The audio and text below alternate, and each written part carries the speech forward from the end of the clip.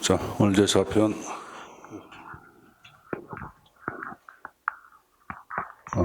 하나, 둘.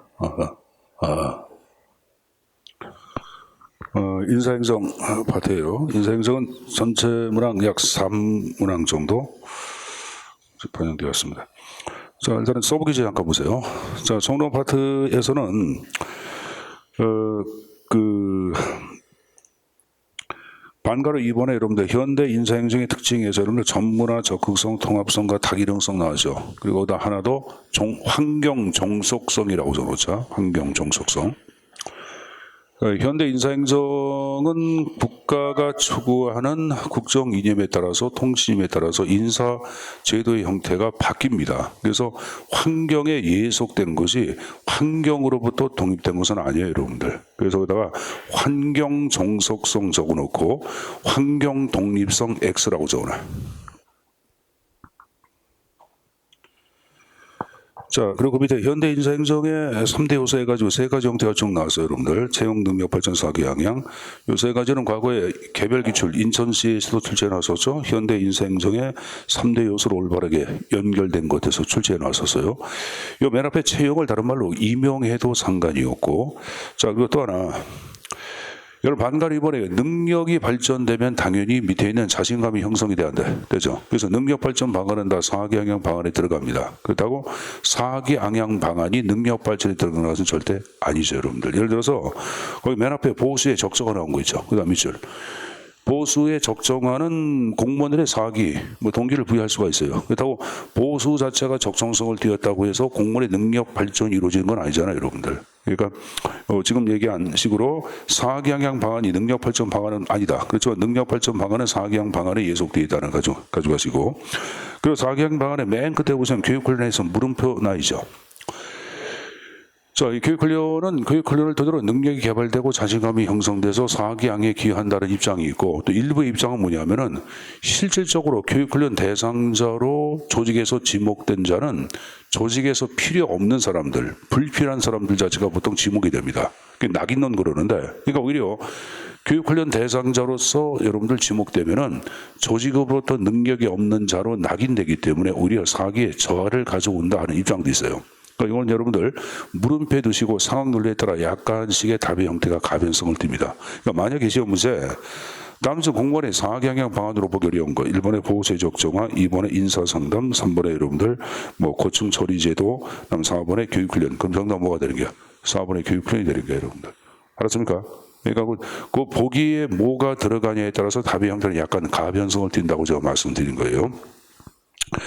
자, 그 말씀 그 밑에 이제 인사제도의 발달사는 흐름이 쭉 나오고 있는데, 자, 역관제나 실적제에 관한 내용들은 출제 빈출이 C급이야. 장단점을 섞어서 고를 문제 형태가 한 문제 나온다고 보시고 내용 정리해서 가져가야 되겠고, 자, 역관적 유사 개념 가운데 정실주의가 있죠. 근데 이제 정실주의와 역관주의는 좀 틀려요. 그러니까 역관주의보다 이명의 근거보다도 포괄적인 것이 바로 정실주의야. 그러니까 단순하게 정식인 요인뿐만이 아니라 금벌이나 문벌, 학벌, 혈연에 의하여 여러분들 임용이 이루어지는 것을 보통 정실주의라고 합니다. 그리고 정실주의는 영국서 등장했고 역관주의는 미국서 탄생을 합니다. 자, 또 하나 영국의 정실주의는 여러분들 강력한 신분 보장이야. 종신제에 근거한 신분 보장을 전제로 해. 그래서 공작, 백작, 남작글은 보통 공직의 호칭인데 한 번 공작이면 영원한 공작 아니야. 그래서 영국의 정실주의는 종신제에 근거한 신분 보장입니다. 자, 그렇지만 미국의 역관주의를 얘기할 때는 4년에 한 번씩 집권 정당이 바뀔 때마다 공직의 물갈이가 이루어지기 때문에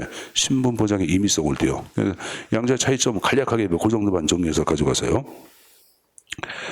자, 그다음에 역관주의는 뭐 다 아실 거예요. 그리고 역관이라는 개념을 최초로 사용한 사람은 뉴욕의 마하시 의원에 의하여 등장했다. 그래서 공직이란 선거에 승리한 정당의 전리품으로 파악한 게 뉴욕의 마하시라고 얘기를 했을 거예요, 여러분들.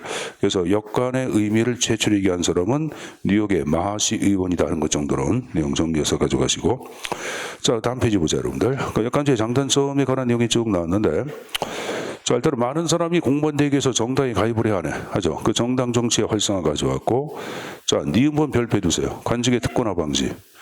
그러니까 워낙은 이전까지만 하더라도 귀족 계급의 전유물이었던 공직이라고 얘기했을 게야. 그 일반적인 시민들한테 개방하기 때문에 공직의 특권화 방지를 얘기하는 거고 평등유의 부합이란 말을 쓰는데, 자 여기 보자. 내가 항상 얘기할 때 행정학은 여러분들 하나의 공식이 따로 있어요. 강력한 신분 보장은 이면에 두 가지 문제점을 가져온다. 하나는 관직에 뭘 가져와? 특권화를 가져오고, 또 하나 민주 통제를 어렵게 한다고 하는 문제점이 내포되어 있다고 했을 게야. 자, 우리가 관료제 그러면 여러분들 전임제에 근거한 신분 보장을 전제로 왜 안 해? 하죠. 그래서 이러한 두 가지 문제점이 내포되어 있어 안 돼 있어? 돼 있죠. 자, 그러면 여러분 우리가 직업공무원제는 강력한 신분 보장이지? 그럼 이러한 문제점이 수반이 되는데 수반되는 게야. 자, 근데 지금 생각해보자. 여관제는 4년에 한 번씩 공직에 물갈이니까 신분 보장이야, 신분 보장의 임의성이야. 임의성이지. 그러니까 여러분들 특권화를 방지해주고 거꾸로 민주 통제를 가능케 하는 거지. 알았습니까? 그러니까 이건 하나의 공식이라고 얘기했을 거예요. 그래서 거기 나온 거 보시면은 장점에 보시면은 니은벌의 관직의 특권화 방지 나왔고 리을벌의 선거를 통한 민주 통제 강화란 말이 나오죠. 그러니까 왜 신분 보장의 임의성, 신분 보장 그런 것들은 여러분들 숙제에서 가져가야 되겠고. 자, 단점은 공직의 부패를 이야기하겠고 4년에 한 번씩 여러분들 행정의 단절성 자체를 가져오기 때문에 비능률을 심화시키고 위인설관, 사람을 위해서 관직을 남설해 안 해. 국가의 재정력 낭비를 가져옵니다. 관료가 정당의 사냥개 사병으로 전락함으로써 진정한 행정 책임 확보를 어렵게 하고 일관성 계속성 없죠. 왜 4년에 한 번씩 물갈이가 이루어지잖아. 자, 직업공무원제 가장 큰 특징은 생애의 직업, 강력한 신분 보장 아니야. 근데 지금 얘기한 여관제는 신분 보장의 임의성을 띠기 때문에 직업공무원제 등장을 어렵게 한다고 하는 문제점이 내포되어 있습니다. 자, 그래서 이러한 여러분들 문제점 자체를 여러분들 방지하기 위하여 등장한 것이 그 실적제인데, 자, 실적제는 일단 기본적으로 미국의 실적제 확립의 토대가 된 법에서 묻는 문제가 가장 기본적인 문제예요. 그래서 거기 하단의 동그라미 2번에 미국의 펜들턴 액트라고 나오죠. 그 미국의 실적제 확립의 토대가 됐다 하는 것고 가져가야 되겠고, 펜들턴 액트는 두 가지의 의의가 있습니다. 지금 얘기한 실적제 확립의 토대가 있고 또 하나 공무원의 정치적 중립을 최초로 규정한 법규입니다. 자, 거기 여러분들 그 리을번 나온 거 봐. 펜들턴 리을. 공무원의 정치자금의 헌납이 정치운동 금지 나왔지. 그리고 정치적 중립 최초 규정. 그 두 가지 이간에 보돼 있어요, 여러분들. 자, 그건 좀 정리해서 가져가야 되겠고. 자, 거기 이제 영국 바로 위에 나왔죠. 영국은 1853년도 노을 스코트 트레비언 보고서가 의회에 제출이 돼. 여기서 얘기한 게 공무원 뽑을 때 시험 보자고 얘기한 거예요. 그리고 그 내용 자체를 구체화시킨 것이 1870년도에 그레스턴 내각의 추미를 영이야. 그래서 만약에 둘 중에 하나가 나올 거예요, 여러분들. 둘 다 나올 리는 없어요. 근데 하나 유의할 게 거기 1870년도를 외워두셔야 합니다. 왜 그러냐면은 1855년도 팔메스턴 내각의 추미를 영이 있는데 여기서 얘기하는 것은 미온적인 실적주의만을 제시해. 알았습니까? 그러니까 여러분들 1855년도 추미를 영은 아니야. 1870년도 글래스턴 내각의 추미를 영이에요, 여러분들. 그건 좀 여러분들 좀 구분해 두셔야 합니다. 그러니까 연도를 좀 힘들어도 외워둬야 돼. 1870은 암기를 해두셔야 합니다. 자, 이건 영국 거라고 말씀드렸어요. 자, 그다음에 이제 실적주의는 여러분들 거기 이제 개념에 능력과 실적 업적에 따라서 공무원 임명 얘기하는 걸 얘기하고, 이번에 역관주의 방지에만 취력했다 그래서 소극적 인사행정 아니면 방어적 인사행정이라고 얘기하죠. 방어한다. 방어, 소극 이런 말을 쓰고, 또 하나 실적주의를 얘기할 때는 보다 객관적인 요소에 근거한 공무원의 임명을 강조했기 때문에 보다 과학적인 요소 갖고 공무원의 임명 시험 봐서 있잖아. 그래서 과학적 인사행정 아니면 객관주의적 인사행정, 지금 얘기한 실적주의를 얘기합니다. 거기 이제 그 수립과정 미국의 펜들턴 액트의 내용은 좀 숙제해서 가져가야 돼요, 여러분들. 그 내용도 묻는 게 시험지에 나왔었어요. 그러니까 이것도 우리가 내일모레 시험 볼 때는 그 뭐 기업권의 독립인사위원회, 이 독립인사위원회를 독립사 빼버리고 인사위원회 같은 말이야.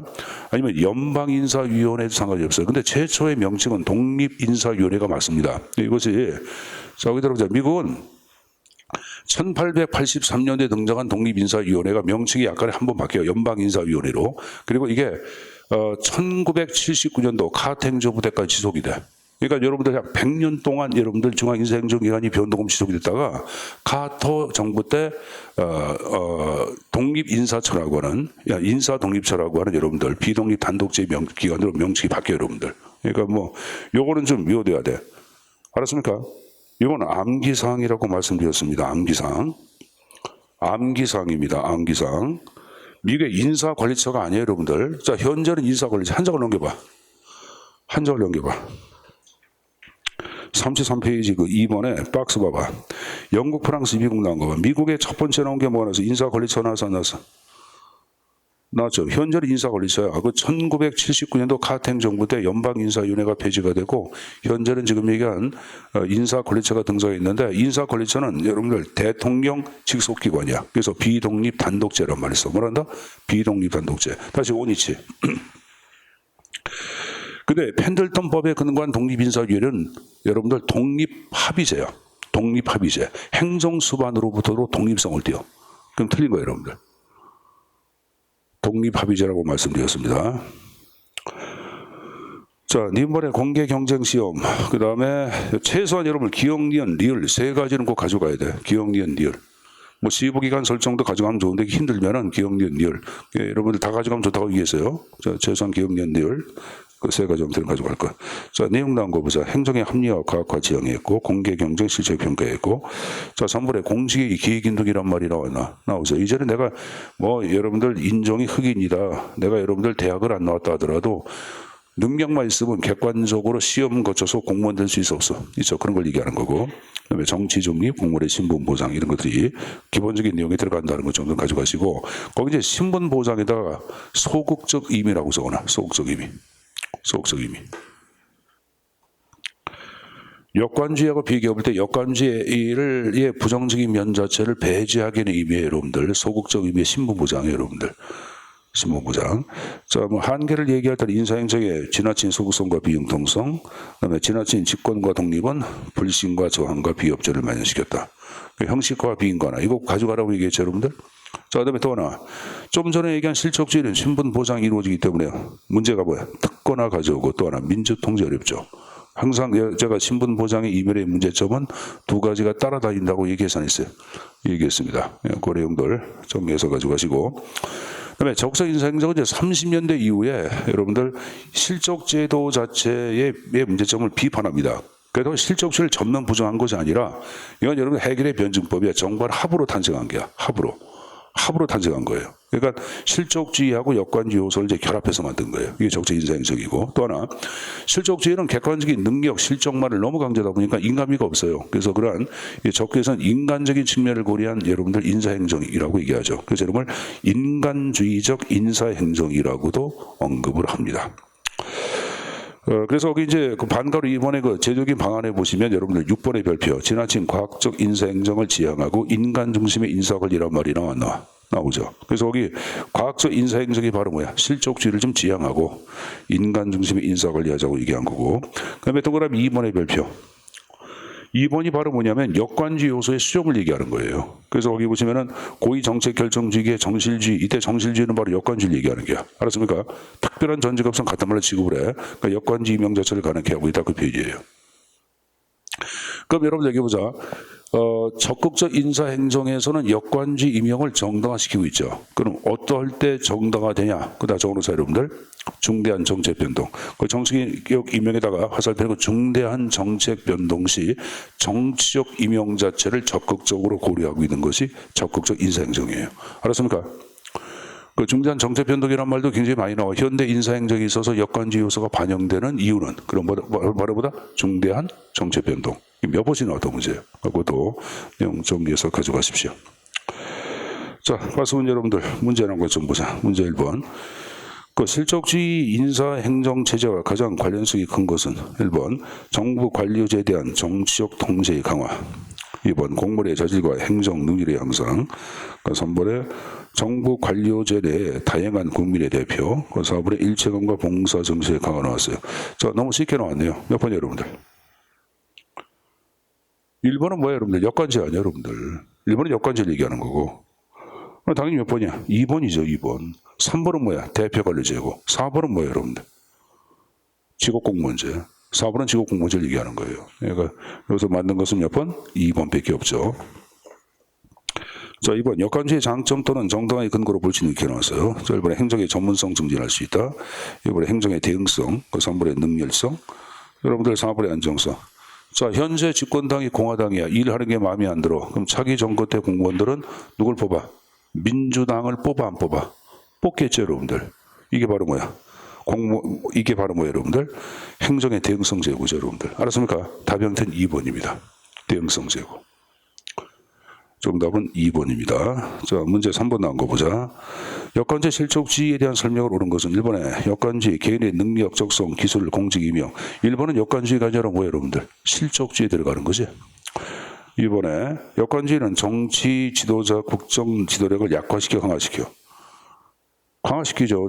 여러분들 대통령에 대한 여러분들 직업관리의 충성심 확보에 기여하는 것은 뭐예요? 역관제야, 여러분들. 그러니까 2번은 약화가 아니라 강화로 바뀌어야 되겠고, 3번에 실족주의는 국민에 대한 관료제의 대응성을 높인다. 3번의 실족주의 역관주의야. 역관주의죠, 여러분들. 4번에 실족주의는 공직 임명에 대한 기획인등. 정답 몇 번? 4번입니다. 작년도 지방직구급에 나왔던 문제입니다. 자, 그거 말씀 직업공무원제. 자, 이것도 C급이야. 과거엔 출제빈출 A급이었지만 매번 출제에 나온다고 말씀드렸고, 내가 직업공무원제에서 직업이란 단어가 굉장히 중요하다 그랬죠. 버케이션도 아니고 오큐페이션도 아니고 바로 캐리어. 캐리어 말은 전생의 일생을 의미하는 직업이라고 그랬고, 공무원들에서는 여러분들 뭐라 그랬어요? 공무원도 이게 아니라 그랬죠. 어드비니, 스트레이터. 이게 아니라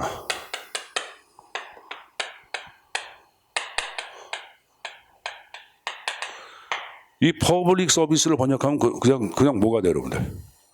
공공봉사 아니야. 그래서 이걸 여러분들 우리가 다시 얘기할 때는 공공봉사자라고도 번역을 합니다. 그래서 그것을 공무원이라 그래. 그럼 여러분 공무원 자체를 얘기할 때는 말은 뭐다? 여기 앞에 자, 더 캐리어. 캐리어야. 전 생애에 걸쳐서 누굽니까? 국민에 대한 봉사자로서 일하는 것을 얘기합니다. 알았습니까? 자, 그럼 여러분들 거기 이제 맨 앞에 개념, 공직을 명예로운 직업으로 얘기해야 되겠고, 전 생애를 보낸다고 얘기했고, 정권 유능한 인재. 특히 정권 유능한 인재가 굉장히 중요하다 그랬죠. 늙고 무능한 사람 아니라 그랬고, 그 다음에 공직을 매력, 그 다음에 능력과 업자, 높은 지위까지 올라간다 이렇게 나왔어요. 그래서 오른쪽에 3번에 직업공무원제의 수립 요건을 쭉 보시면은, 일단 여러분들 전체 국민을 위해서 봉사한다 할 때는 투철한 사명감이 확립이 돼야 되겠죠. 그리고 전 생애에 걸쳐서 봉사하기 위해서는 집권 정당에서 잘라 그러면 잘리면 안 되겠죠. 그래서 공무원의 정석 중립, 신분 보장이 전제가 되어야 합니다. 그다음에 여러분들 전 세계를 보내기 위해서는 공무원의 능력을 계속 개발을 하자. 그래서 거기 나온 게 3번이고, 전 생애를 보냈다. 늙고 노후에서 더 이상 일할 수 없다. 안심하고 퇴직할 수 있는 퇴직연금 제도가 확립되어야 한다 이렇게 얘기했고, 자, 전 생애를 보내기 위해서는 인력계획도 장기적 인력계획이 수립이 돼야 되겠고, 하나 유의할 게 직업공무원제에서 양성하는 자는 일반가야 전문가야? 일반 행정가입니다. 전문가가 아닙니다. 그래서 일반 행정가가 되기 때문에 승진과 전직의 융통성이에요, 여러분들. 이 일도 하고 저 일도 다 할 줄 아는 걸 얘기합니다. 두루두루 할 줄 아는 걸 얘기해요. 자, 근데 하나 유의할 게 여기 보자. 직업공무원제에서는 스페셜리스트. 이게 아니에요, 여러분들. 일반가주의가 맞지. 근데 여러분들에게 물어볼게요. 직업공무원제는 전문 직업주의를 강조한다. OX. 이 전문 직업성 자체를 얘기했던 여러분들 뭡니까? 공직에 대한 투철한 사명감을 갖고 나름대로 헌신 봉사하고 전문적인 지식을 갖고 국민들한테 봉사하는 거란 자세를 얘기하는 거예요. 그러니까 이건 맞는 거예요. 이게 있어야 돼, 직업공무원제는. 알았어요? 전문 직업성, 의사도 전문 직업성을 갖고 있고, 여러분들 지금 얘기한 공무원도 전문 직업성을 갖고 있고, 또 군인도 갖고 있고, 소방공무원도 갖고 있고, 다 갖고 있어야 합니다. 그래야지 여러분들 국가를 위해서 봉사하고 여러분들 생명을 귀하다고 하는 사명감을 갖고 일하는 거 아니야. 그러니까 늘 혼동을 많이 해. 전문가주의는 아니야. 근데 전문 직업주의, 전문 직업성을 중시한다. 그런 말은 맞는 표현입니다. 자, 그리고 이제 그 6번에 7번 보세요. 연령과 학력의 제한이죠. 이걸 연령과 학력의 제한 완화 그러면 틀려요. 그리고 여러분들 공직을 매립하기 위해서는 보수가 적정성을 띄어야 되겠고 사회적 평가 높아야 되겠고 특히 10번에 공직의 형태가 개방형이야 폐지형이야. 폐지형을 띄어야지 여러분 재직자가 높은 직까지 승직이 가능하지. 알았습니까? 그래서 그 폐지형도 개방형으로 바꾸는 문제가 굉장히 많이 나왔어요. 자, 그리고 다시 앞쪽에 그 2번에 실적지와 직업공무원제의 관계가 나왔는데 여러분들 양제도의 공통점이 있죠. 자, 그럼 여러분들 오른쪽에 그 수립 요건에 보시면은 2번의 별표, 10번의 별표. 그러니까 2번에 정치 중립, 신분 보장하고 능력에 따른 임용 이 세 가지는 실적주의와의 공통점이야. 알았습니까? 실적주의의 공통점이야. 자, 근데 여러분 양자가 공통점이 있다고 해서 같은 제도로 그건 아니죠. 왜 등장 국가나 등장 시기에 있어서 엄청난 차이점이 있어 없어? 있죠, 여러분들. 그래서 우리가 파악한 직업공무원 제도를 얘기할 때는 거기 영국, 독일, 프랑스, 일본 등에서 발달했고 실적주의는 산업사를 근간으로 한 미국에서부터 발달한 게 실적주의예요. 그러니까 이제 양 제도 자체는 같은 게 아니라고 얘기하는 거예요. 그래서 차이점이 쭉 정리가 되고 있습니다. 그 계급제, 직위분리제, 폐지형, 개방형, 인간중심, 직무중심, 생활급, 직무급, 비합리적인 인간적 이면을 강조하고 있고 합리성, 과학성을 강조하고 있고 인사배치의 신축성 뛰어나고 이쪽은 비신축성. 그다음 이쪽은 일반 행정가, 바로 일반가를 얘기하는 거고 실적주의는 상대적으로 전문가주의를 강조하고 있는 거예요, 여러분들. 알았습니까? 양자의 관계 가져가시고 수립 요건 가져가야 합니다. 자, 그럼 문제 연구 1번 나온 거 보자. 다음은 직업공무원 제도에 관한 내용이다. 맞는 거야. 1번에 연령과 학력의 제한의 완화를 중시한다. 완화야, 제한이야? 제한이지. 그 1번은 무조건 잘못됐고 2번에 신분 보장에 있어서 상대적 보장을 중시한다. 일단 물음표 두죠, 여러분들. 그다음에 3번에 민주 통제를 확립하여 행정의 관료주의화를 방지한다. 여러분들 우리가 파악한 직업공무원제는 강력한 신분 보장을 전제로 해야 하네. 강력한 신분 보장을 전제로 하기 때문에 민주 통제가 어렵겠죠. 그리고 관료주의화를 가져오겠죠. 그러니까 3번은 무조건 아니고. 그래서 4번에 대표 관리제는 직업공무원 제도의 본질을 위협하는 요소이다. 자, 여기 들어보자. 한번 보자. 직업공무원제는 생애 직업으로서 강력한 신분 보장을 전제로 해야 하네. 하죠. 그럼 이건 상대적 개념이 아니에요. 뭐와 비교해볼 때 상대적으로. 이게 상대야. 근데 직업공무원제는 뭐와 비교할 것도 없어요. 전 생애에 걸쳐서 공직에 헌신하기 때문에 이것은 여러분 절대적, 적극적 신분 보장이야. 그럼 상대적 신분 보장 그러면 떠오르는 게 있어야 돼. 뭐가 떠오르야 돼? 실적 제도는 여권제와 비교해볼 때 상대적 신분 보장 이게 맞는 거예요, 여러분들. 그래서 아까 제가 실적주의에다가 소극적임의 신분 보장이라는 말을 얘기했던 걸 얘기해요. 근데 우리가 아까 직업공무원제는 뭐와 비교할 필요가 없어요, 여러분들. 그 자체가 바로 뭐다? 전생애야. 그래서 절대적이고 강력한 신분 보장을 전제로 하고 있다고. 그래서 거기 나온 게 여러분 상대적 신분 보장 2번을 얘기할 때는 실적주의를 얘기하는 거고. 알았습니까? 그 정답은 4번이죠. 대표 관리제 자체를 얘기할 때는 자, 여기 들어보자. 능력에 따른 임명을 전제로 해 출신 성분 비율에 따른 공직 임명이야. 출신 성분 비율에 따른 공직이 임명하냐. 그래서 임명 방법의 차이점이 있고 또 하나 여러분들 직업공무원제를 얘기할 때는 전 생애에 걸쳐서 불편부당한 입장에서 전체 국민을 위한 동일한 충성심 발휘가 전제가 돼야 돼. 근데 대표 관리제는 그게 아니라 내가 대표하는 집단을 위한 적극적 행위를 강조한 거예요. 내가 여러분들 여성을 대표해서 여러분 공무원 됐다고 하면 여성을 위해서 하는 걸 얘기하고 또 여러분들 대한민국 같은 경우도 다문화 요새 여러분들 가정이 많이 등장해 하죠. 그래서 내가 이제 그래서 그것 때문에 공무원 되는 경우도 있어요, 여러분들. 그러면 다문화 출신들 가정을 위해서 내가 그들을 위해서 대표하는 것. 그러니까 특정 집단만을 대표하는 것이 전체 국민을 위해 대표하는 건 아니지 않습니까? 그래서 그러한 면으로 볼 때 대표 관료제도는 직업공무원제 본질을 위협한다고 얘기합니다. 여러분 현대 인사행정에 있어서 직업공무원제 본질을 위협하는 요소는 지금 얘기한 대표 관리제가 있고 또 하나 뭐가 있어요? 개방형 임용제. 뭐가 있다? 개방형 임용제. 개방형 임용제. 이런 것들은 지금 얘기한 직업공무원제 본질을 위협하는 요소다 하는 것 정도는 가져가시고. 자, 문제 2번 나온 거 보자. 군문 구분 문제야. 인사행정 제도에 대한 설명으로 가장 옳지 않은 거야. 1번에 공직청원의 개방성을 확대하면 직업공무원제 확립에 보다도 기여할 수 있다. 자, 이번에 계급제는 직위분리제에 비하여 인적 자원의 탄력적 활용이 가능하다. 자, 그 다음에 3번에 역관제의 행정의 민주화를 강화할 수 있다. 4번에 대표관리제 출신 집단의 가치와 이익을 정책 과정에 반영할 수 있다는 전제에서 출발한다. 너무 쉽게 나왔네요, 번 여러분. 1번이죠. 아까 직업공무원제의 확립 요소의 폐지형이야, 개방형이야? 표시가 1번 무조건 잘못된 거고 2번을 얘기했더니 자 보자. 계급제하고 직위분리제 가운데 전문가 양성은 뭐야?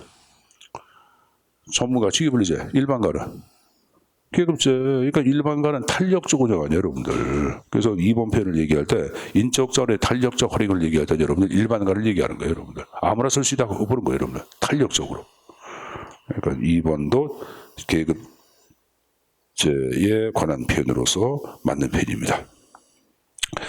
자, 넘어가서 여러분들 중앙인사행정기관은 뭐 특별한 논점은 없습니다.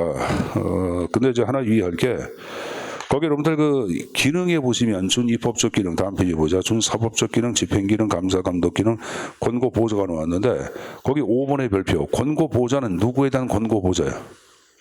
행정수반이야. 이걸 기관장으로 바꾸면 틀려. 기관장에 대한 권고 보호자는 부처 인사행정기관을 얘기하는 거예요. 각 부처마다 여러분들 인사행정기관. 과거엔 총무까지만 지금은 행정지원실 그런 거 들어봐서 안 들어봤어? 들어봤죠? 이게 부처별 인사행정기관인데 부처 인사행정기관이 기관장에 대한 권고 보호자지. 지금 얘기한 것은 바로 뭡니까? 중앙인사행정기관이니까 행정수반한테 권고 보호자, 행정수반의 밑줄. 그리고 여러분들 그 이번에 준 사법적 기능을 얘기할 때는 적게 들어보자. 자, 현재 한국의 중앙인사행정기관은 뭐예요? 우리나라에? 인사혁신처 아니야? 그래 안 그래요? 그럼 자 물어보자 여러분들. 인사혁신처장은 준사법적 기능을 수행한다. OX. 거기다 적어라. 준사법적 기능 화살표해놓고 인사혁신처장 X라고 적어라. 왜 그러냐면 여러분들 우리가 파악한 소청심사위원회가 준사법적 기능을 수행하는 건데 소청심사위원회는 여러분들 인사혁신처 산하에 설치되어 있지만 인사혁신처장으로부터는 독립되어 있습니다. 그러니까 소청심사 재결 기능에 대해서 인사혁신처장은 관여할 수가 없는 거예요. 알았습니까? 그러니까 준사법적 기능은 소청심사위원회가 마치 인사혁신처장 그럼 틀려요 여러분들. 알았냐? 그것도 굳이 얘기하면 함정을 팔 수 있는 지문들입니다. 그런 거 좀 위에서 가지고 가야 되겠고. 자, 그리고 이제 중앙인사행정기관의 성격이 쭉 나왔는데, 그 영국의 행정관리처 쭉 나왔는데, 이거 외우지 마시고, 한국의 인사혁신처 해가지고 독립합의제야, 비독립단독제야. 비독립단독제, 그렇게만 좀 정리해서 가져가세요. 자, 그 다음 여러분들, 공직의 분류에 관한 형태. 자, 이건 출제 빈출 무조건 특 A급이죠. 그러니까 문제가 2문항 정도가 이상이 돼. 그러니까 20문항 가운데 2문항 정도면 굉장히 많이 나오는 거예요, 여러분들. 굉장히 많이 나오는 건데, 일단 이제 경력직과 특수 경력직은 시험 출제에 나올 때 양자의 구분 기준을 묻는 게 한 문제야. 그래서 거기 양자의 구분 기준을 적어놨죠, 여러분들. 뭐하고 뭐로 나왔어요, 여러분들. 구분 기준. 가로 안에 직업공무원제. 또 하나 실적제도의 적용 유무에 따라서 양자를 구분한다란다. 양자 구분한다. 그건 꼭 숙제에서 좀 가져가야 돼. 양자의 구분 기준을 묻는 문제가 한 문제라고 말씀드렸습니다. 자, 그리고 이제 경력직, 승역직 지금 얘기한 개념 나왔고, 오른쪽에 종류 나온 거 보세요. 일반직, 특정직, 정무직, 별정직 해서 4가지 형태 구분할 들은 거 가져가시고, 일반직과 특정직은 바로 경력직이고, 정무직하고 별정직을 얘기했던 특수 경력직을 얘기하는 거예요. 그래서 그 형태들은 좀 여러분들 암기해서 가져가실 필요가 있습니다. 알았습니까? 그러니까 일반직의 유형, 특정직의 형쪽 가져가야 되는데, 자, 그거 들어보자. 연구관, 연구사는 일반직이야, 특정직이야? 연구관, 연구사, 지도사, 지도관 몽땅 다 일반직이에요. 단 헌법재판소, 헌법연구관만 특정직이에요. 그럼 별도로 가져가야 돼. 그러니까 연구관이라는 명칭은 95% 뭐다? 일반직에 들어간다. 단 헌법연구관은 예외적으로 뭐에 들어간다? 특정직에 들어간다고 얘기했을 거예요. 자, 두 번째. 일반적으로 제복을 입고 쓰면 약 80%가 뭐라 그랬어요? 특정직이라 그랬죠. 군인, 제복이 입고 있죠. 소방공무원, 제복, 경찰공무원, 제복. 그렇죠, 여러분들? 이게 제복을 입고 있으면 검사, 법관, 제복 입어 안 입어? 입죠. 그러니까 약 여러분들 80%가 특정직에 들어간다, 안 들어간다? 들어간다고 얘기했을 거예요. 자, 근데 여러분 이거 보자. 교정직 공무원 그러면 특정직이다. OX. 교정직. 교정직은 제복 입어 안 입어? 입죠. 그러니까 특정직은 틀려. 교정직은 직군, 직렬로 구분이 돼.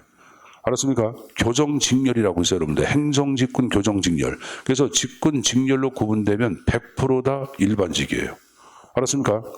기술직군, 토목직렬, 그럼 뭐야? 그것도 기술직군, 토목직렬. 속하는 공무원들 뭐야? 근데 지금 얘기한 일반직이에요. 그러니까 기술직 공무원 그러면 여러분, 토목직 공무원 그러면 여러분들 이상하다 해가지고 뭐 특정직 그러면 안 돼. 그것도 뭐 바로 뭐다? 일반직에 들어가는 거예요. 됐습니까? 그 여러분들 혼동들 하기 전에 말씀드린 거고, 거기 특정직 쭉 나왔는데 헌법재판소 헌법연구가 나왔고 거기 국가정보원 직원도 특정직에 들어가고 외무공무원 특정직이고 교육공무원도 특정직에 들어가. 교육공무원도 특정직이에요. 교육공무원은 학교 선생님들을 얘기하는 겁니다. 학교 여러분들 행정실에 근무하시는 분들은 행정직군, 행정직렬, 교육행정직위에 들어가. 그건 뭐예요, 여러분들? 그건 일반직이고. 이건 좀 구분해 둬야 돼. 여러분들 국립대학이라 공립대학교 교학처에서 근무하는 사람들, 교학팀에 근무하는 사람들, 교무처에 근무하는 사람들, 취창수에 근무하는 사람들 다 뭐예요, 여러분들? 이 학과 교수들 아니잖아요, 여러분들. 일반직이에요, 여러분들. 여러분들 국가직 가운데 교육행정직이라고 있어요. 그럼 1년에 여러분들 뽑는 게 구급은 한 8명, 9명 뽑아요, 여러분들. 국가직. 많이 안 뽑아. 8명, 9명밖에 안 뽑아요, 여러분들. 거기 합격을 하면은 국립대학교 그런 데 가서 이제 근무하기도 합니다. 거기 가서. 그래서 근무하는 거예요, 여러분들. 하여간에, 어쨌든 간에, 지금 얘기한 식으로 일반직에 들어간다고 말씀드렸습니다. 됐습니까? 그리고 하나 유의할게. 자, 여러분 정부직 봐봐. 정부직은 선거에 의해서 명령된 국회의동의 정책 결정 업무를 담당하거나 이를 보조하는 사람들. 그럼 정책 결정을 담당하는 사람은 장관이야. 이를 보조하는 사람은 차관이야. 거기 보조지 보좌가 아니다. 보좌가 들어가면 밑으로 빠져야 돼. 별정직으로 빠져야 돼. 보조야, 보조. 알았습니까? 차관은 보조를 관장하잖아. 그 구분해서 가져가야 되겠고, 자, 거기 이제 중앙선거관리위원회 상임위원도 정무직이에요. 그럼 여러분들 지방선거관리위원회 상임위원 그럼 뭐예요? 지방선거관리위원회 상임위원 그건 일반직입니다. 왜 들어간다? 일반직. 구분해서 가져가야 돼. 구분해서 가져가야 합니다. 자, 여러분들 기상청장, 중앙청장도 뭐 들어가? 정무직에 들어가. 기상청장, 국세청장 다 정무직에 들어가는 거예요. 근데 청장 가운데 아닌 경우가 있어. 경찰청장, 소방청장, 해양경찰청장은 비록 중앙청장이지만 제복을 익히기 때문에 특정직으로 빼. 뭐로 뺀다? 특정직. 하나 물어보자. 검찰총장 뭐 들어갈까? 검찰총장.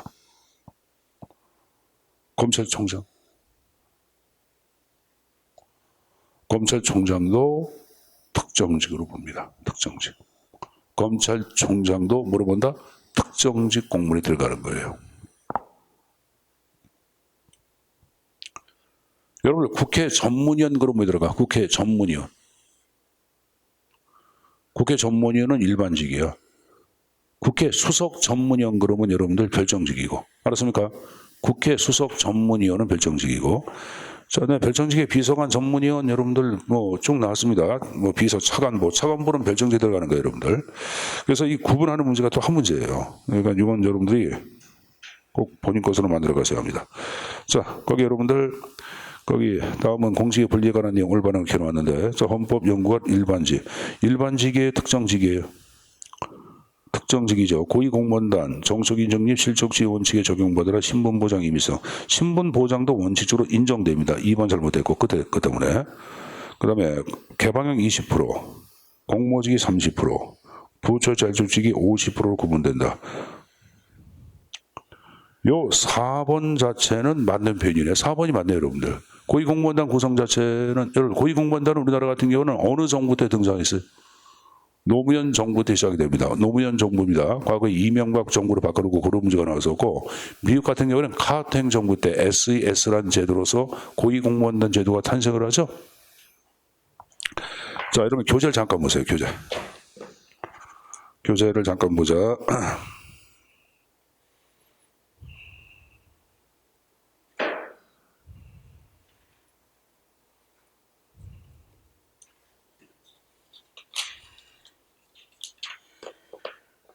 거기 여러분들 그 459페이지에 보시면은 날개 459페이지 날개 한국의 고위공무원단 제도 2006년도 7월 1일부터 이게 바로 노무현 정부 때 얘기하는 거야. 노희 정부 때부터 등장했고 자 그다음에 바로 옆에 의의에 보시면 전체 정부부처 1회 상급 공무원의 계급을 폐지하고 이들 성과 중심으로 통합 관리하는 인력 풀지가 바로 뭐다? 고위공무원단 제도라고 배웠어 이제 고지덕대로 남아 있는 거예요 여러분들. 그리고 다음 페이지 보시면 여러분들 고위공무원단 제도의 주요 내용 나온 거 보시면 행정부 실직국장급 직위를 대상으로 하고 이번에 신분보다는 뭐야? 일 중심이죠. 계급을 없애버리죠. 신분을 나타내는 계급을 아예 없애버립니다. 그리고 여러분들 거기 기억본에 보시면 현행 1에서 3급의 계급을 폐지하고 미칠 직무 등급과 직에 따라 그래서 직무 등급은 두 개의 등급으로 구성되어 있죠. 뭐하고 뭐 가등급하고 나등급. 그러니까 직무의 곤란도에 따라서 가, 나로 나누고 있죠 여러분들. 자 그리고 여러분들 D급본에 고위공무원단 계급이나 연공서 일부보다는 업무나 실적에 따라 보수를 지급한다. 그래서 직무의 중요도 난이도 성과에 따라 보수를 차등 지급하는 직무 성과급을 원칙으로 한다. 그 다음에 3번에 니은번에 고위공무원직이 개방형 공모직이 부처 잘적직이 세 가지로 구성되어 있다고 프로테지 꼭 가져가야 되겠고 공직 내외 부처 내까지 꼭 숙지해서 이걸 좀 가져갈 필요가 있습니다. 알았습니까? 자 그리고 여러분들 오른쪽 보시면은 5번에 고위공무원의 성과를 체계적으로 관리하고 능력 개발 강화 나왔는데 기억번에 여러분들 직상급자와 협의하여 성과 계획을 체결하고 직무성과 계약자가 실시가 되고 직무성과 계약 자체에 근거하여 성과 평가를 받는데 맨 밑에 보시면은 각주 15 동그라미 2번 나온 거 봐. 성과 계약 평가는 절대평가야 상대평가야. 상대평가죠. 그래서 여러분들 거기 매우 우수, 보통 미흡, 매우 미흡 중에 하나의 등으로 평가한다 이렇게 나왔나? 내가 이거를 매우, 보미, 매미 이렇게 했죠? 매우, 보미, 매미 기억납니까? 매우, 보미, 매미, 매우 우수, 보미, 보통 미흡, 매미, 매우 미흡 이렇게 들어있고 그 다음에 여러분들 거기 꼭 이렇게 최상위 등급은 20% 이하입니다. 그 이하가 꼭 붙어야 돼.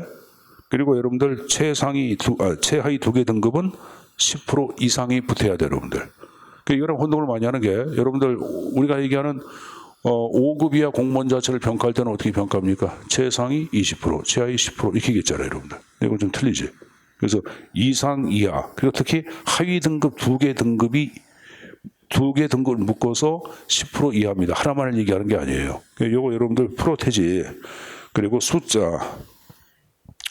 그리고 용어 이것도 함정파는 단어들입니다. 이거 좀 가져가야 되겠고 자 그리고 이제 그 니은번에 고위공무원 대기에서는 후보자 교육과 역량평가를 거친다 이게 나오죠. 그리고 개인별 부족 역량을 맞춤형 교육을 실시하고 그 다음에 개방형 시기에 민간인이 임기제 공무원으로 선발될 경우에는 교육과정 역량평가 없이 고위공무원단으로 진입된 것으로 본다. 그 표현도 굉장히 중요합니다. 그것도 많이 나오는 질문이에요. 이것도 숙제해서 가져가야 합니다. 그 다음에 그 다음 페이지 보시면 여러분들 거기 이제 맨 위에 동그라미 6번에 직업공무원제 근간을 유지해야 돼. 여러분들 고위직의 책임성 제고란 말이 나왔죠. 그래서 거기 실적주의하고 정속 중립, 신분 및 정년 보장제도 전치란 말 나왔죠. 그리고 여러분들 D급번에 적격심사 나온 거 봐. 적격심사의 대상에 관한 내용들을 꼭 숙지해서 내용 가져가야 돼. 그래서 거기 여러분들 고위공무원에서 공무원에서 재활 정적이 총 2년 이상 받았다 해서 쭉 내용이 나왔나. 무보직 기간 자체가 총 1년이 이뤘을 때 그리고 재하위 등급 1년 이상 무보직 기간 자체가 6개월 받지 못한 무보직 기간이 있는 경우 뭐 이런 것들 여러분들 꼭 숙제해서 가져가야 돼. 그래서 이 적격심사 대상자를 묻는 게 또 한 문제예요. 적격심사 대상자 꼭 숙제해서 가져가야 합니다. 고위공무원단 제도는 출제 빈출 형태가 B급이야. 그래서 가져가야 돼. 근데 이게 사실 여러분들 구급공무원에서 이거 출제는 안 되거든. 근데 문제 내는 사람들이 문제를 내요. 사실 구급공무원하고 고위공무원하고 무슨 상관이 있어. 이런 건 이제 문제에서 제외가 돼야 되는데 문제를 내고 있어요. 그것도 B급 정도 돼. 그러니까 요 내용 좀 가져가야 되겠고 거기 여러분들 그 효용성도 좀 가져가야 되겠고 그 다음에 한계도 가져가야 돼. 그래서 한계를 바꿔서 효용성이라든가 장점에다 집어넣고 그런 질문이 나올 수가 있어요. 예를 들어서 여러분들 정책 임용의 여러분들 확대가 아니라 정책 임용의 방지로 정실 개입에 따른 코드 인사를 방지할 수 있다 이렇게 바꿀 수가 있다고. 거꾸로 코드 인사가 등장해야 안 해. 등장한다는 것. 그리고 여러분들 가져갈 게 미음벌의 별표. 고위직은 무슨 논리? 정치의 논리. 하위직은 기업 논리로 운영돼 행정에 뭘 가져와? 분절한 형상 가져온다는 걸 가져가야 되겠고, 옆에 이제 맨 밑에 보시면 맨 밑에 각주에 자, 이 지금 이건 고위공무원단의 핵심적 가치에서 4대 가치가 나와요. 맨 밑에 각주에 개방, 경제, 성과, 책임. 출제 기출문제죠. 개방과 경쟁, 성과, 책임. 그 4대 가치를 고위공무원단의 핵심적 가치로 파악하고 있다. 그래서 그 정도는 꼭 숙제에서 내용 좀 가져갈 필요가 있습니다. 알았습니까? 자, 그럼 다시 원위치. 자, 문제 2번 나온 거 보자. 고위공무원단 제도에 대한 설명으로 옳지 않은 걸 익혀놨습니다. 1번에 역량 중심의 인사관리, 2번에 계급 중심. 몇 번? 아까 신분적, 계급적 개념은 파괴한다 그랬잖아. 그걸 폐지해가지고 여러분들 1부터 4번까지 통합관리한다 그랬잖아. 2번 잘못되고. 제가 3번과 4번은 고위공무원단의 4대 가치라고 얘기해서냈어요. 4대 가치라고 말씀드렸죠. 그래서 그런 것들 다 출제에 나올 수 있는 내용들입니다. 내용 숙지해서 가져갈 필요가 있습니다. 그 밑에 여러분들 고위공무원단의 기본 방향이라는 게 나오죠. 이 기본 방향도 굉장히 중요해. 그래서 자기 부처 중심의 폐쇄적 인사에서부터 개방과 경쟁 강화했다. 그다음 신분, 계급, 연공 중심에서 직무 성과 중심으로 바뀌었다. 연공설에 따른 자동 진입에서부터 체계적 검증과 경쟁을 통한 진입을 강조했다. 성과관리 미흡해서나 직무성과 계약을 통한 성과관리 강화했다. 그다음 무분별한 순환보직에서부터 최소 보임기간을 설정했다. 그 최소 보임기간 같은 경우에는 여러분들 우리 그걸 적어라. 공모직이 2년 적어보세요. 공모직위는 무조건 여러분 임명되고 난 다음에 2년 내에 다른 직위로 여러분들 전직이라 뭡니까 전보 변경이 내지 않습니다. 알았습니까? 예, 거기 능력 개발을 통한 전문성 강화했다. 그래서 각 부처 측에서부터 고위공무원 소속으로 통합적 시야를 비행한 것, 고위공무원의 기본 방향이기 때문에 기본 방향 자체도 문제가 나올 거예요. 그러니까 요거 내용 정리. 자, 그다음에 이제 그 밑에 이제 직위분리제, 계급제. 자, 특히 이제 이 지금 얘기할 직위분리제가 출제 빈출이 굉장히 높아요, 여러분들. 뭐 무조건 나온다고 봐야 합니다. 여러분들 오른쪽 보시면은 직위분리제 구성 요소에서 직위에서부터 등급까지 개념 나온 거 있죠. 개념 묻는 거 한 문제예요, 여러분들. 알았습니까? 이건 너무 많이 있기 때문에 좀 알 거예요. 뭐 한 사람 그러면 직위, 직위의 구는 직급, 직급의 구는 직렬. 기억나? 직렬의 구는 직군, 직렬 세분화 직류, 동일보수 등급. 근데 이런 혼동을 많이 하는 게 동일보수의 척도를 얘기할 때는 등급이지만 여러분들 동일한 인사행정 대우의 척도는 뭐야? 그건 직급이야. 그다음 직급에다 살펴놓고 동일한 인사행정 대우의 척도 직급. 동일보수의 척도는 등급이고. 그것도 혼동을 합니다.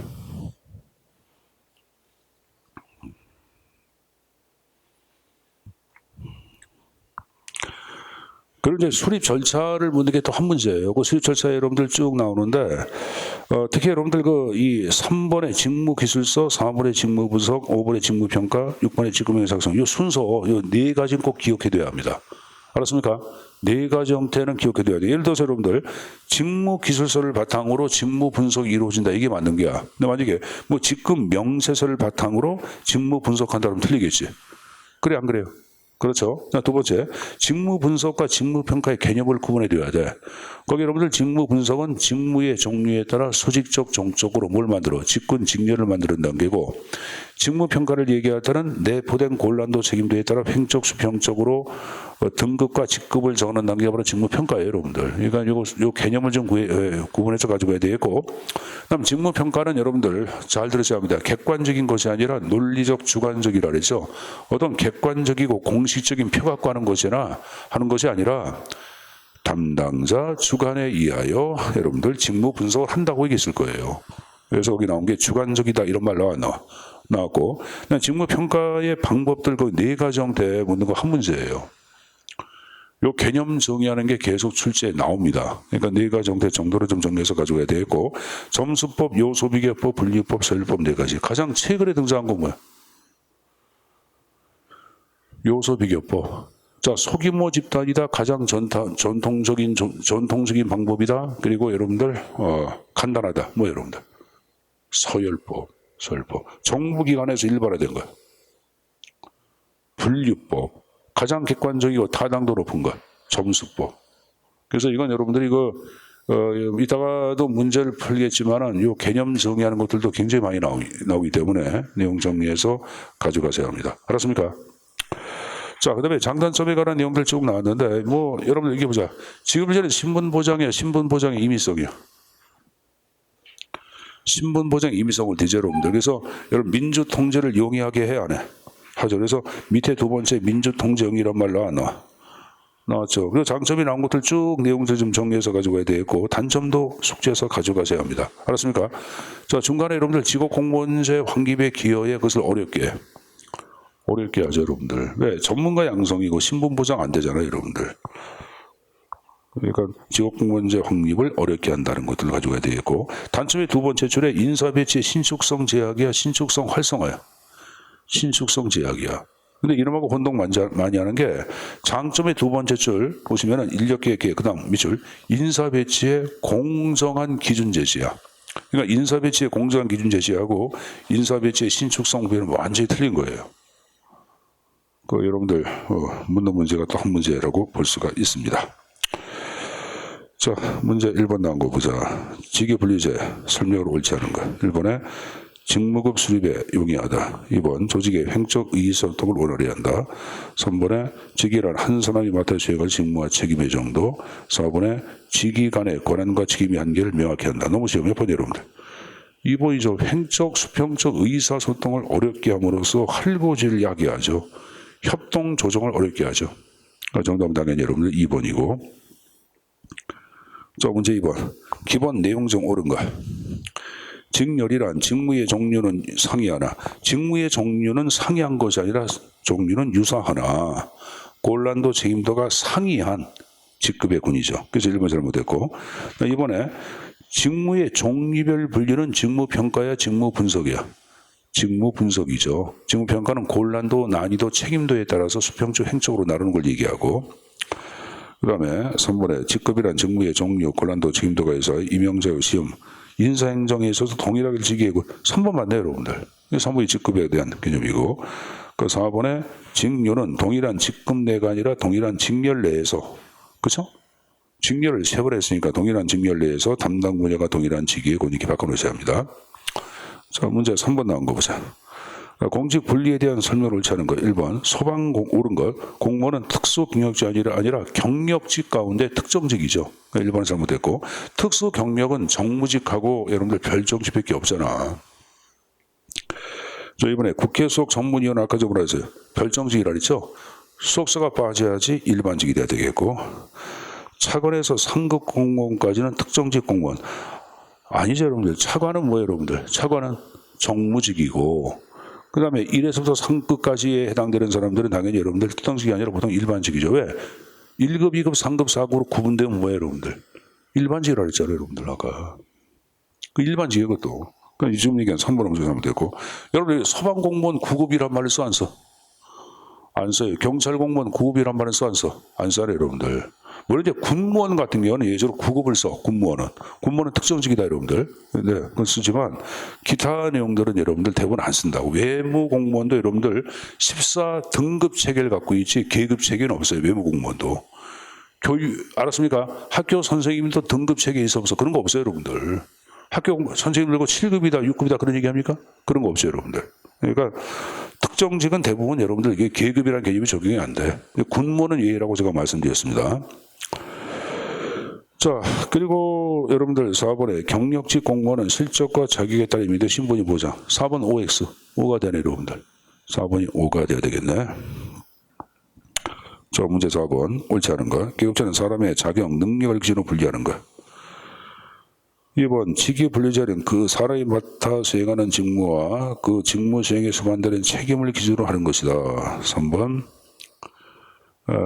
직위 분리자는 전체 조직 업무를 체계적으로 분업화하고 밑줄 한 사람이란 말 나온 거 있죠. 한 사람에다가 밑줄 쳐놔. 적정량을 조직의 위계 밑줄. 위계 자체를 얘기할 때는 계급을 얘기하는 거야. 위계, 서열. 알았습니까? 서열, 계급을 얘기하는 거야. 그러니까 여러분들 조직상의 계급에서 고려하는 구조 중심이 아니라 거기 지금 얘기한 그 위계, 조직상의 위계 나온 거 있죠? 조직상의 위계, 그 하단에 여러분들 해설 나왔네. 거기 세 번째 줄 보시면은 한 사람의 적정 업무량을 조직상의 위계가 아니라 뭐라? 직무의 차이를 기준으로 구분한다 이렇게 나왔어. 나왔죠.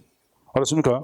위계란 말은 계급 클래스를 얘기하는 거예요. 그건 계급제와 관련된 내용들이고, 그러니까 전체 지문이 이건 잘못된 거예요, 여러분들. 지문이 일정 부분은 맞지만 일정 부분은 잘못된 겁니다. 다음 4번에 동일 업무에 대한 동일 보수는 보수 형평성과 지급일제 출발점 중이니까 4번 표현은 맞다고 봐야 되겠죠. 하단 해설을 한 거 봐요, 여러분들. 지급일제는 전체 조직 업무를 체계적으로 분업화하고 직무의 차이를 기준으로 직무의 곤란도 책임도를 얘기하는 거예요. 또 하나 종류를 얘기하는 거고, 그 종류가 차이가 있겠고 곤란도 책임도도 차이가 있겠죠. 직무 중심의 공직 분리다 그런 말이에요. 계급제는 직무 중심이야, 사람 중심이야? 사람 중심이지. 사람의 여러분들 학벌, 신분, 자격, 능력에 따라서 계급 위계를 설정해야 안 해? 하잖아요, 여러분들. 그러니까 여기서는 이제 직무의 차이로 말 쓴 거고, 이 직무의 차이를 직무의 종류, 곤란도, 책임도 바꿔도 상관없어요. 직무의 곤란도, 책임도에 따라 이걸 기준으로 직무를 분리하는 직무지향적 분리제도 이렇게 바꿔놓으셔야 되겠죠. 그래서 4번 표현은 하여간에 3번은 잘못된 표현입니다. 자, 까지 봤으니까 좀 쉬었다가 또 제2장 파트 진행을 하도록 하겠습니다.